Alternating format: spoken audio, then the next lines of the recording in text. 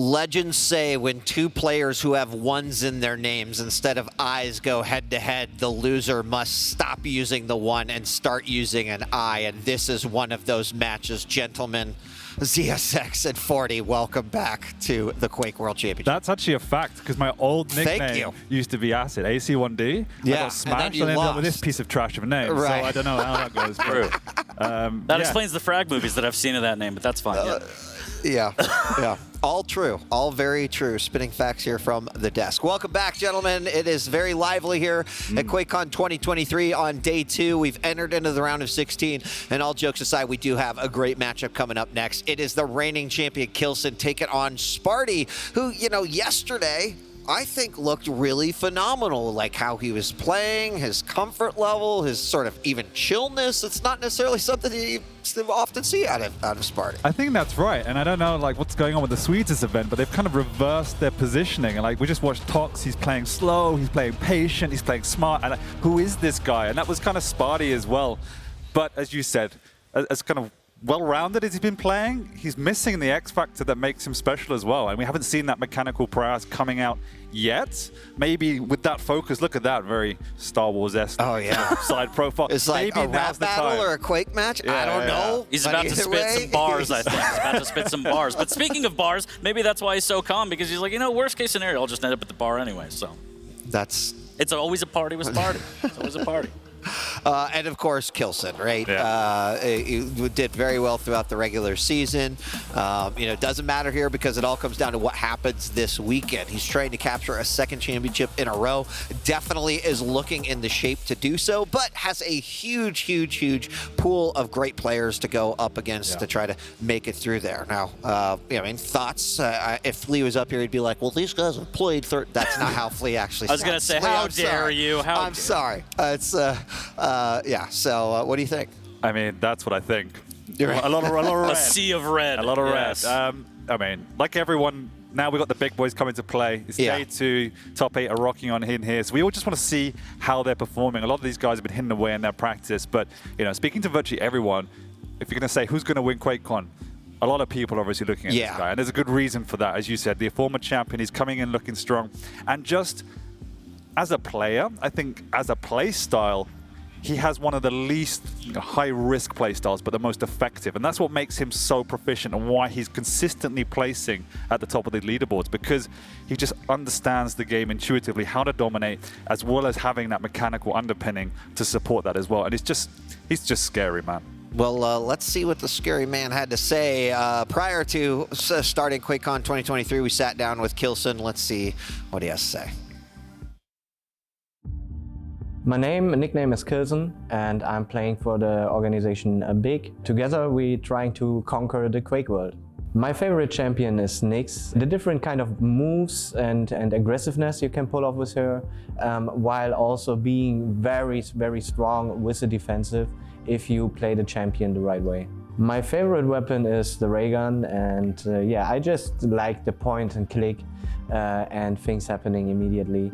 And it's a lot of damage and can be really frustrating and annoying for your opponent to deal with. Since the very beginning, fell in love with that weapon. This is my 5th QuakeCon, I think, in the US. Always been loving it, going here into the US to play at the QuakeCon. Always a pleasure to be at such an event. I'm really excited to play Rafa because it looks like I'm going to meet him very early on. If everything goes according to plan, we will meet quite early in the tournament. And yeah, it will be quite a hard battle for both of us. So I'm really looking forward to that. Shoutouts to my org, Big Clan, always being there for me, being a big family together. Also to my chat at home, sitting in front of their screens and supporting and watching and following. But also thanks to everyone else who's supporting any other player. I mean, it doesn't matter who it is. Let's just respect each other, have a great time together, and enjoy the event. He is definitely feared by some of the greatest players to ever play the game, and also every desk in the world. So Kilson looking very nice, as we mentioned in the regular season, and this will be kind of a pivotal moment for him. He mentioned could be playing Rafa a little bit later on if things go according to plan. And that's so weird to say, like, hey, if everything goes perfect, I'll play Rafa in the round of 8. Like, yeah, that or potentially in the semifinals. But either way, what are your thoughts here as we enter into this match? Dan, please. You do the honors. You haven't done enough talking. You do the honors. Yeah, I'm saving my voice for the game. You bring that big boy analysis. What do we got? Why don't we bring up the picks and bans, and then you have something to talk about. Thank you. Yeah, there we go. Right off the bat, I mean, Kilson said his favorite champ is Nyx, and then locked it in first map, Awoken right there, as you see, into Blood Covenant, a little bit of Corrupted Keep for map number 3, but champ picks, Dan, please break it down for us. Yeah, I mean, we can see, as you said, Kilson going with slightly more aggressive picks here with the Nyx into the Athena. That allows him to play the style he wants, which is all about that positioning, right? And particularly on Blood Covenant with the verticality, as we just saw on this stream with Rafa. Yep. It's really scary and it's sometimes impossible to counter. And I'm not entirely sure Visor is actually the play from a Sparty perspective. Obviously, it has a lot of good utility there. I disagree. Well, I mean, you're wrong because fight right here, right now. I like what we saw in the last game is that I think when you've got Athena versus another movement or another character that's trying to capitalize on movement, that because you're kind of grounded with Visor, you've got the vision. But if Sparty plays a rail game and Ro16 doesn't show up, right? Like, I don't know. I hear a lot of ifs in that sentence for that to work. That's all Quake is. If. I like Visor. But you're very reliant on a strong start on a snowball, right? If you don't get that rail spawn and Kilson can dominate that, doesn't matter if he's not hitting the shots. He can control that weapon, and it's really difficult to assert yourself. That's very true. Map 1, though, I really like the Ranger pick. He picked it off. I think he would have expected the Nyx because it's obviously not been banned. It's open there. He picked the Ranger knowing that he can set the tempo. So that's a really good pick. And then we ended up in Corrupted Keep. Sparty's opted for the Blazkowicz. And then we've seen a lot Death Knight coming out in the tournament so far. It's been pretty successful. We've mainly seen it on Veil. But, I really like it on Corrupted as well. It allows you to play aggressive. It gives you that, again, that turnaround. If you don't have all of the items, you have a good turnaround ability there as well. Yeah. No Keel, but that's fine. It's okay.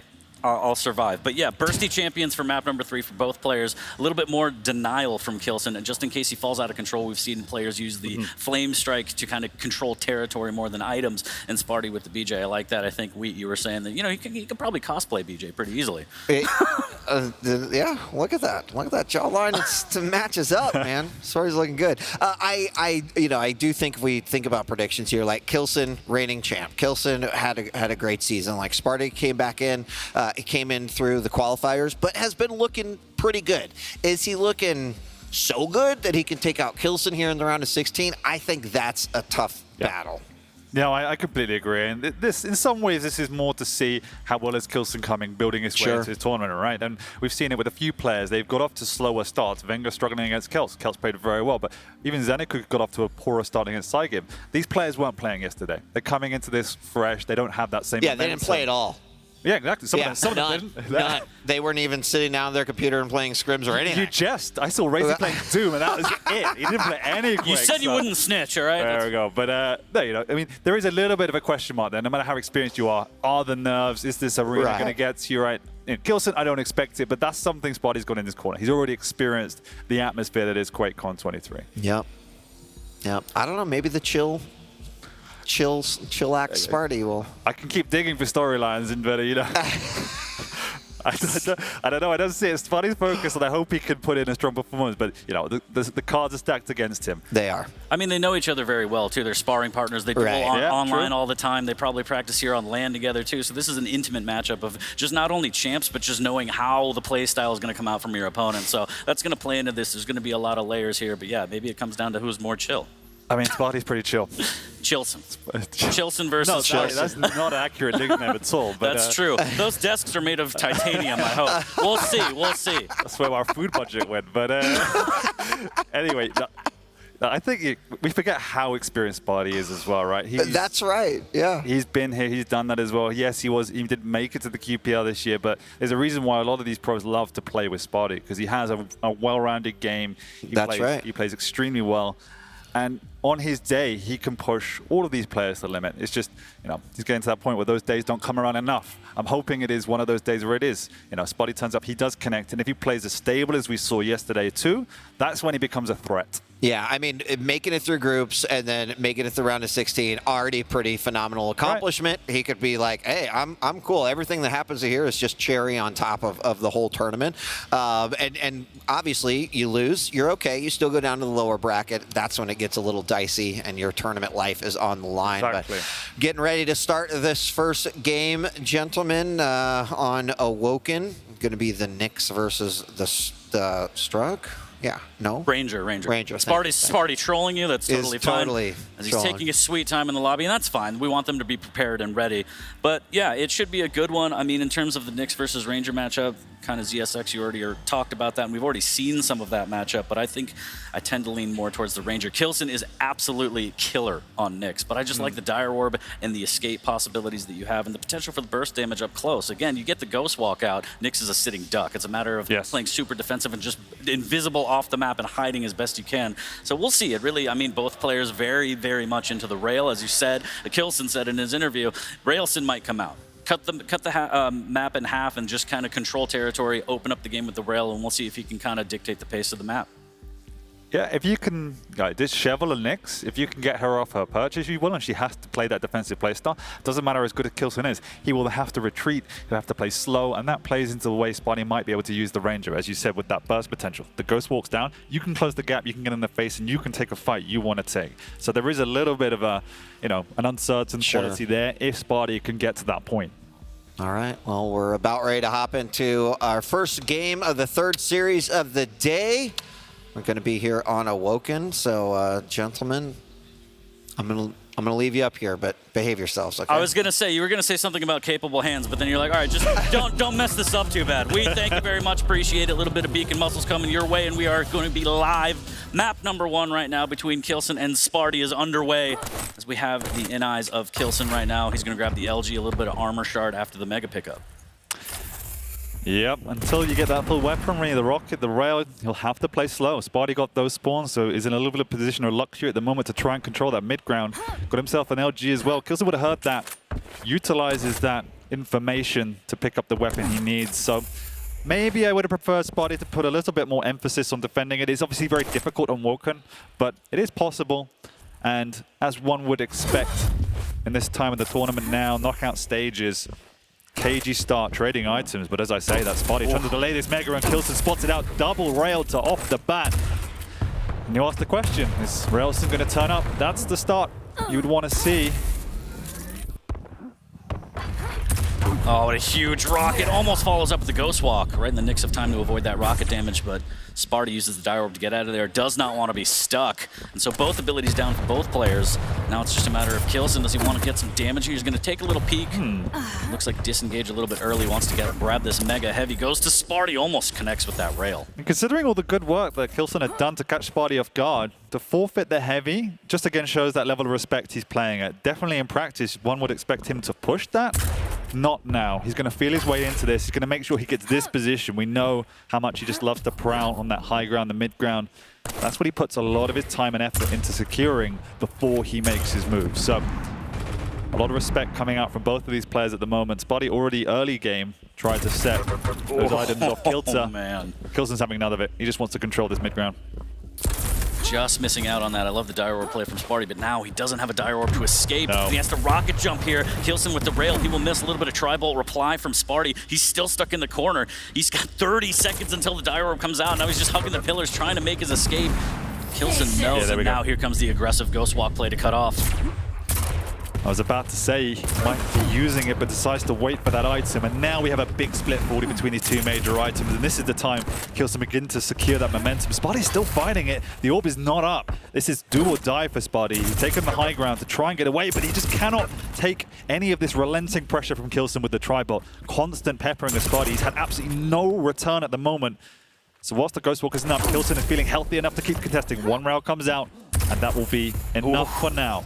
That rocket defensively, Sparty had to put on the emergency brake there to stop from running into it. He does have Dire Orb to try and escape now. He's kind of cornered himself, but as you see, Kilson not aggressing. It is upper bracket, so you kind of have that lifeline of getting knocked into lowers, but given the length of this tournament and the amount of matches you're going to have to play, you do not want to get knocked into the lower bracket, especially early. It's going to be full of killers, so a lot of respect from both players right now. 3 minutes in, still no frag on the board. No. And Sparty's done a good job to stay in this game as well as get himself to at least one of these major items each rotation. Continually trying to put more and more of a delay onto this. He is backing himself in order to take control. But Kilson's playing that long game. He's the one trying to slow it down, play that chip damage, and secure a clean frag to keep the momentum. Sparty tries to set a trap. The Ghost walks out, but he doesn't want to use it. Just feeling each other out. And you can feel how tense this is. Yeah, nice and slow from both players. And then I have this feeling that when the first frag happens, it is going to open up a can of worms from either player here. But the respect is still there. Still 0-0 as time will tick away here. Kilson wants to re-up on some Tri-Bolt.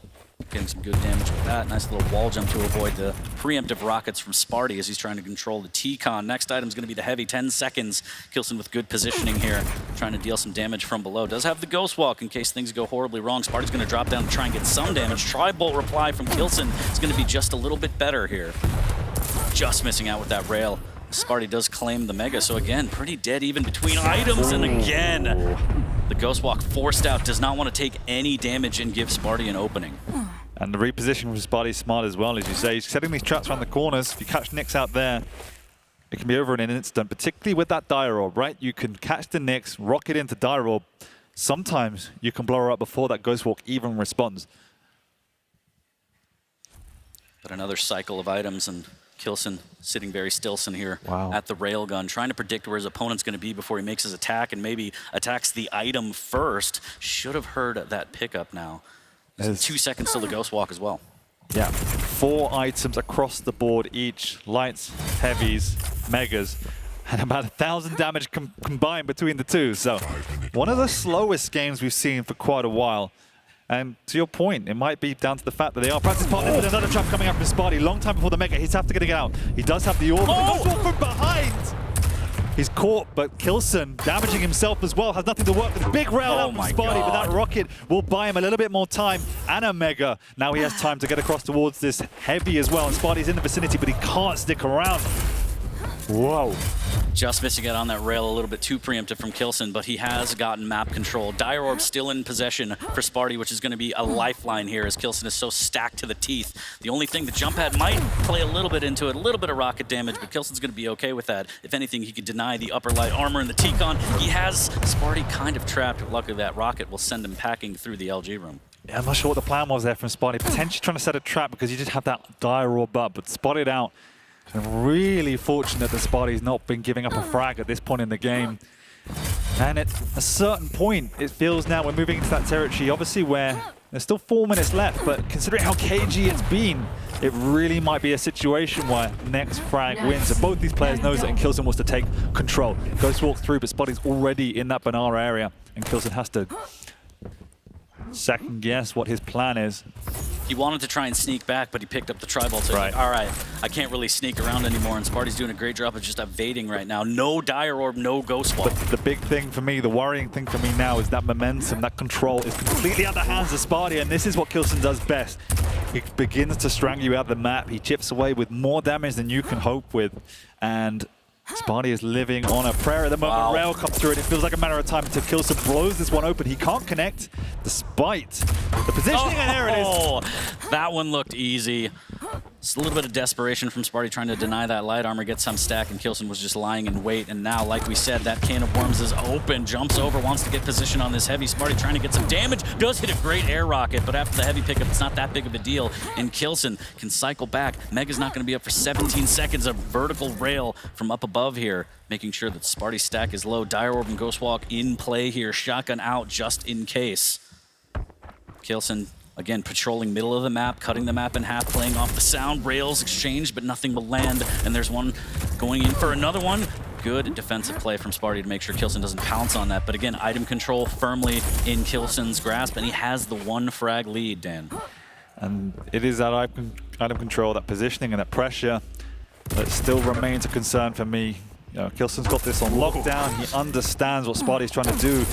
And at the moment, Sparty's living on a few moments of clutch greatness to keep himself in this map. It is only 1-0, but what does he have to his name to forge any sense of a comeback at this point in time? Yeah, item control is a little brutal. Yeah. 4 heavies, 5 megas for Sparty, 10 and 9 for Kilson. The lights dispersed about evenly, 8 and 10 respectively in favor of Sparty, but Sparty is literally hiding. oh, that's the most dangerous spot on them. I don't even want to say it in case he is, you know, but it's a different environment, you're right. Never had to worry about that. He's going to drop down and he's going to actually corner himself. But no, the Dire Orb's still going to corner him. He tried to steal the heavy, and actually the rockets spam him away. And oh no, this is going to be bad! And there it is! From the shadows, the shotgun point blank. And it could have been a lot worse, to be honest, Dan. Bro, that was a horror movie. Sparty just standing knowing what was coming for him, and it was a shotgun to the face. 2-0. Yeah, Kilson's weak, that's the only condolences, but Sparty has just an LG. He has nothing to tackle this problem from range. Kilson knows that.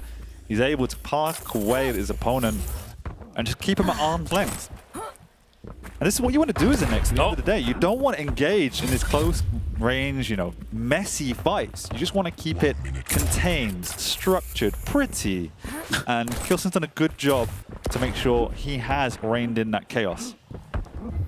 Sparty still doesn't have rockets. He just picked them up right now. And with less than 50 seconds down, too, he's got to start pushing Ghostwalk in hand for Kilson, and things go horribly wrong. And we'll see. He's up here in T-Con again, controlling, playing his style of game. Cut the map in half, grab the items, rail, rail, rail. 30 seconds now. Misses a bit of a layup, but that's okay. Ghost walks in hand, he's up by 2. Somehow hits that one, kneecaps him right there, and Sparty's gonna try and make a mad dash for the heavy, and after that, there is no doubt that he has to just rush, rush, rush. Doesn't have the Dire Orb to do it, Dan. No, he doesn't have anything to do with it at this point, and it gets, you know, we're at the point where he has to burn the Ghost Wall before he gets a single frag. So Kilson has done it. He has secured map 1 in what is one of the most cagey affairs we've seen in this tournament so far, but respect between two veterans is all you can say. Yeah, well played to both. Kilson just able to edge it out with that Nyx. Again, favorite champ, favorite weapon. He made it work. So big shouts to Kilson going up 1 map against Sparty. We're going to slowly load up into Blood Covenant, and it's going to be that Athena versus Visor. And you kind of said, I don't really like it, the Visor pick. I still don't. Keel, right? Obviously, that should have been the pick. I mean, it's one and the same, really, because Sparty's going to have to do what he tried to do this map, which was slow it down. But now he has the vulnerability of not being able to match the tempo that Kilson wants to set. And I did say, you know, a big part of how this map plays out is dependent on that start. If Kilson gets the rail side of the map, he can, if he wants to, just assert that level of dominance and keep Sparty away from it. By which point, Sparty's probably going to be relegated to the catacombs of the map and feel really bad about his life decisions. If it doesn't happen that way and Sparty gets off to a good start and plays the rail game, that's when Visor can snowball. It's still hard to keep that momentum because you're always playing against a champion that can just outmaneuver you. And we've seen time and time again how much Kilson relies on positional advantage. This was very scary. Yeah, it was a horror movie, like you said. Got the jitters. And, you know, but we saw from this game, at the moment, Kilson's not in that zone where he's wanting to take the game too much to his opponent. They were feeling each other out. And it was respectful but cagey at the same time. And I'm sure as long as he got the victory, it's fine. But Kilson's going to want to feel more dominant than he did in map 1. Yeah, again, taking a look at the items, control firmly in Kilson's favor. Rail percentage, not what we're used to, but I mean, the rails that he hit, it got it done. But as you said, we're not seeing that Railson that we're used to seeing where he's aggressive, he's quick, he was very kind of tame, and that's fine. Again, as they're feeling each other out, map number 1, stakes are high. You do not want to get knocked into the lower bracket, although that is a lifeline. But yeah, that's kind of what we saw. Does he kind of pop off map number 2? It all comes down to the start, as you mentioned.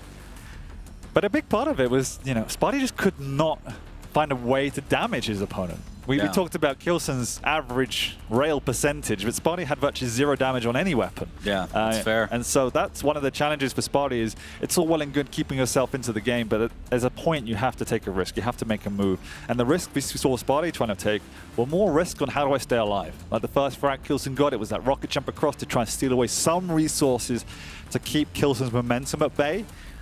There comes a point where Sparty just has to push the boat out, and I hope that's what the Ranger would bring. With that orb, you could break through, you could take control of that high ground, you could get in your opponent's face, but Sparty didn't ever feel like he was in a position to justify that decision, even if though he maybe needed to do it. A lot of it was just to escape. He would drop down into the sewer area with the light armor and just have to dire orb through the drive-through window just to get out of there because he knew he was trapped, and then Kilson would just hop over to rail and be like, all right, this is more free damage because now you can't go anywhere. Yeah. So yeah, you're absolutely right. Usually we see a lot of burst damage, a lot of close combat with the orb, but Sparty didn't even really get the chance to use it in that way. So now we're going to swap over to Athena versus Visor, even less utility in terms of burst and everything. It's just pure information, maybe using it to deny vials and try and get the hooks out of Kilson's hands as much as possible, but the versatility is absolutely in favor of Kilson. So he's battling that. He's going to battle more rail. I'm sure Kilson's going to be a little bit more on point with the rail, so Sparty has to step it up as well. We may even see some item denial a little bit on this map, depending on who spawns on the rail side of the map. Yeah, exactly. So it's a pick you really take if you're feeling confident. It's a comfort pick, if you will, but I just think it leaves too many vulnerabilities up against an Athena on a map like Blood Covenant. Yeah, we've seen it win, we've seen it work, but you have to trust your gut that basically I'm going to outplay you. That's how you win on a Visor. You outplay your opponent and you hit more. And again, like I said to Wheat, there's a lot of ifs in that strategy, right? That's the problem for me. Got to have the swagger. Yeah, sure. What you're saying. Sure, yeah, whatever word I want to use. All right, well, map number 2 is going to be underway here shortly. Again, Kilson up 1 already. All the pressure on Sparty to try and send us to a 3rd and keep his upper bracket dream alive as we're live right now on Kilson. He's going to use one of those hooks to claim the upper armor and make his way back to the heavy, maximizing the armor stack on Athena. Well, the situation that I feared has come to fruition. It's all wrong already. Kilson has the rail and he's standing staring at the rail area. And the question remains, how much time and effort is he going to put into preventing the pickup? The answer is none. He just Not a lot, item. yes. We've already seen off the bat as well a split in the item timings, and Kilson aware of it. This is why he so readily forfeited that weapon, because he knows he has this luxury to get across and pressure the heavy pickup. Well, he's going to get caught down below. Sparty's just waiting in the most unorthodox position. Doesn't have the LG at hand to try and do that real damage. Swatch to the rail, and there he goes. See you later. I'm an Athena. You're, I don't know what you are, but you Wow, you're dead is what you are. You're dead. And yeah, that reposition with the hook, totally just, how do you aim that? You got to flick that if you don't miss the, if you don't hit the shot initially, you're just, yes, dire straits right off the bat. And this is the start that Kilson wanted. And as you said, the start that Sparty did not want at all. It's all gone wrong already in the first minute 15. Yeah, I mean, how do you hit that? It kind of starts in the draft phase when you don't pick the visor.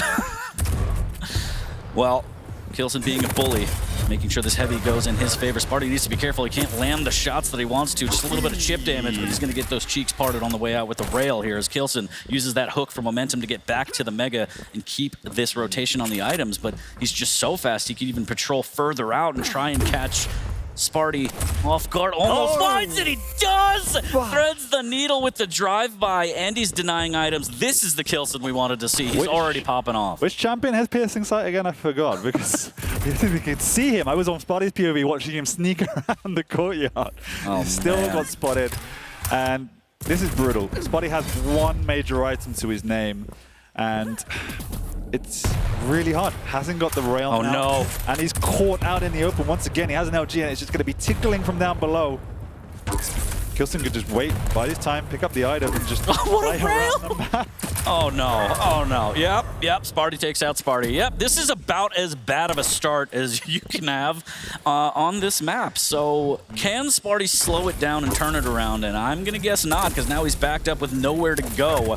And the machine gun comes out, because Kilson doesn't even want to play any games. He wants to take another frag. That's a 4 frag lead and 240 on Blood Covenant. Yeah, 3 to -1. Spartan, he's trying to make do with anything. He's done a decent job with that tri-bolt, but Kilson's instantly just cutting off the pathing towards that rail area. He knows exactly where Sparty wants to be. Yes, he hasn't stopped the aggression just yet, but he's done enough to delay the pickup, to delay Sparty's movement. You know, Sparty's just standing across the map with a tri-bolt, staring at his opponent. There's nothing he can do. He's just being baited at the moment. And Kilson knows he's got all the time in the world to reposition, get that stack up, and just push across. His opponent doesn't even really have an LG, I believe, so can't truly defend this without some miracle rockets. but he's done enough to threaten it and pick it up. Oh, wow, Sparty Sparty wanted the clip from Kilson too, and right. Sparty takes the frag. Miscalculation from Kilson on that one. I mean, that's the move I wanted to see last back when you have a die roll. You don't just drop in slow I have motion. vision. This is fine. I can see what I'm going to do next. 3-0 as Sparty evens out. But he's still got a lot of work to do, but that's maybe how you get it done right there. But again, that was a bit of an error on Kilson's part. And look at that. He claps back and says, you know what? Don't look at that. That wasn't real. Yeah, and all things considered, yes, he got the frag, but he was also incredibly low. He couldn't even leave the vicinity. He couldn't spend time picking up the weapons he needed.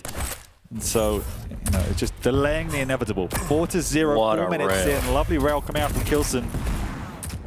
Sparty slowly getting some items to his name, but still down. The one heavy 4 megas against the 6 and 4 for Kilson. But even more worrying, Kilson's hit 21 rails at the moment. Or sorry, shot 21 to Sparty's 6. And that's the big point of difference. We're on a map that requires long-range distance damage. And Sparty doesn't have any sort of functionality at the moment in that department. Kilson's hit as many rails as Sparty has gotten to fire. He has the luxury of just shooting all these rails. You said 6 for 21 is Kilson, and Sparty just needs to try and get more rail implemented into this game and get that damage from a distance. But unfortunately for him, it is just a rough road right now. A little bit of rocket damage, but Kilson moonwalking his way back to the heavy. He's going to drop down, misses the shot on the light. Fortunate for Sparty, but Kilson again, the hook, the momentum. He's able to double back. Oh, big rocket through the telly. Can he follow up? Hooks into Sparty, and Sparty's hanging by a literal thread right now. 55 HP for Kilson, who can find the last shot to try and get this kill. Lower armor denied from Kilson, and Sparty finally leaves and says, I think I need some health. Yeah, he needs a rail as well, which he does get, but Kilson is on the patrol again. He knows the timings. He's the one in control. He's just going to keep this pressure on. It's just delaying the inevitable, it feels like. Is Oh, beautiful. Wow. Lovely rail. And again, using that momentum, using the hooks, as you said, to his advantage, finding these angles, finding the speed to cut off, and Sparty has no answers. The vision is not there. It's not providing any kind of benefit for him. He's trailing by 5. We're over the halfway point, and Kilson's just heating up with these rails, fakes the jump pad with the hook down, and I think Sparty caught a glimpse of him, or at least heard him drop back down. So luckily for him, a little bit of a lifeline. Never mind, a lot of LG, and it was all a trap, Dan. This is, how do you get out of this? And don't say don't pick Visor. I mean, I don't really have much of an answer apart from that. He's doing the best he can in an awful situation, right? He hasn't got the opportunity to get any sort of weapons. Without them, he can't pressure his opponent, which means he doesn't have any map presence. And then at that point, it's what do? You have to take up these sneaky positions in and around where your opponent's path is going to be and try and just chip away at him. You can pray you hit a miracle rocket, but even then your opponent's got 3 times your stack and is hitting 3 times as much damage because he can pluck away at you where you feel helpless. I mean, I imagine Sparty's feeling like a Kovac spot at the moment. He just walks around the map getting smacked. Shouts Kovac. But yeah, I feel helpless just watching this. I mean, Sparty's just taking all this rail damage from different angles, and he's just begging, please, stop punching me. That rocket almost hitting him, clipping the ledge, luckily for Sparty. But no fear from Kilson. He has the advantage. He has the stack. All right, you hit a rocket. I'll tank it. No big deal. Up 7-0 right now with about 3 minutes left. And again, Kilson has no reason to fear. Like, he's in the control. He knows he can take 3 rockets before he dies, at which point he's pretty much sure Sparty's probably going to kill himself with the self-damage in that process. And this is, this is no disrespect to Sparty. It's just the situation. There is nothing he's doing wrong. He just can't do anything. Yeah, no answers at all. 8-0, and this is Kilson just saying, Ich bin Kilson. Ja. Willkommen to the Kilson show here, as 2.5 minutes, an absolute miracle necessary to try and even get back into this for Sparty. And so now you start to think, well, okay, I'm in lower bracket. Okay. Who am I playing? Is opening up the brackets? What do you got for me next? What do the brackets look like? And this was just a phenomenal performance by Kilson here, especially on Blood Covenant. Again, the first map, the contrast with the first map, playing very slow, very defensive, calculated, and then this one just opening it up, using that hook for momentum and versatility. And it's 8-0. Sparty lucky to get back to 0 even. It's just brutal. 20 major items to 5. As you said, Kilson's now fired 34 rails. Sparty 11. He's hit 2. And yes, you have to push forward at this point. There's literally no other choice if you want to try and find any sort of glimmer of hope in this game. Make it semi-respectable, because unfortunately it's been anything far from that, and Yikes, you know, what ifs could have been if you just didn't pick a visor and you picked something sensible. Yeah, like a scale bearer or something. I mean, you jest, but at least you could bull rush across the map. Yeah, you could run away. Yeah, well, you prevent a few of these frags, I'm sure, but no, you know, this is the Kilson I'm sure all these people wanted to see. Okay. This is the Kilson that we expected to see, that championship level. Still not peak Kilson, honestly. Some of these rails that he's missing, he's still kind of warming up, and if he's this dangerous just playing around his champion abilities, like, once he actually hits full throttle, nightmare fuel for everyone that has to run into him in this bracket. Exactly, and all the Sparty fans out there, which there are a lot of them, you know. Everybody loves to party, brother, I tell you what. He now. does get his first frag on the board, technically his second. But that in itself should be worth 5 frags for the work you have to put in to even get that. It was admirable. There's still time. There is. The ghost voice from Wheat. I heard that somewhere. It's like he's next to us. 2 brain cells to rub against each other, I swear to God. 2 of the best ones. And 30 seconds remaining in this one. Mere formality. And yeah, Sparty's just kind of like, well, yep, that's rocket damage. At least it was another rail kill, but no. Really well played by Kilson. It's a feels bad match for Sparty. Map 1 was admirable, but he wasn't connecting. He couldn't take the initiative, and because of that lack of execution, I just didn't feel he had any sort of confidence to take a fight to Kilson. Now, you've got to think about it the other way, in which Kilson didn't give him the opportunity. But at the same time, you know, instead of just limping over the finish line, I would love to have seen Sparty 6-7 minutes in, really trying to push that boat out. But yeah, as the round of applause come, you've got to respect Kilson once again. Yep. Strong performance on day 2 for Kilson's first appearance here. Yeah, I like that hug. He's like, you jerk. I think really interesting that the first frag of game number 1 it took 6 minutes and 50 seconds to finally hit. But a solid performance. I agree with what you were saying throughout, is that like we saw Kilson become more and more Kilson throughout that matchup, and finally there at the peak of game 2. Look pretty nasty. Yeah, and again, still not full-on Kilson yet. He's missing a couple rails here and there, but still deadly, as we saw. Dominating performance on map number 2, and the contrast from map number 1 is just, it shows everybody. Kilson can play multiple styles, and he's still dangerous. Yeah, there's just a lot of control, too. I mean, there was a couple moments there in game 1 where, you know, Kilson had this is so good. That was so good. You know, Kilson had every major item on lockdown, and even some of the lights. Like he was timing the lights to, you know, nail gun himself, and then just scoop up all the lights too. It was like reverse Pac-Man. Kilson was the ghost, just taking away all the power pills from Pac-Man. Yeah.